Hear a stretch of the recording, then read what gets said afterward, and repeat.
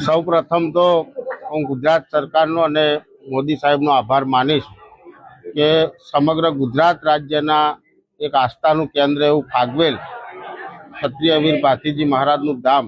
જેણે એક તાલુકાનો દરજ્જો આપ્યો અને આ કામ ફક્ત ને ફક્ત જો કોઈ કરી શકે એમ હોય તો ફક્ત એ ભારતીય જનતા પાર્ટીના નેતૃત્વવાળી સરકાર જ કરી શકે। આ પ્રશ્ન ખૂબ સમયથી ઘણા વખતોથી આ પેન્ડિંગ પ્રશ્ન હતો, પરંતુ રાજ્યના મૃદુ અને મક્કમ મુખ્યમંત્રીશ્રીએ ફાગવેલને એક તાલુકાનો દરજ્જો આપ્યો છે। ત્યારે કૌઠલાલ તાલુકાના જે પૂર્વ વિસ્તારના ગામડાઓ હતા, કપડવંજ તાલુકાના પૂર્વ વિસ્તારના જે અંતરિયાળ ગામડાઓ હતા, એ ગામડાઓનો આવનારા સમયે અવિરતપણે વિકાસ થવાનો છે। ત્યારે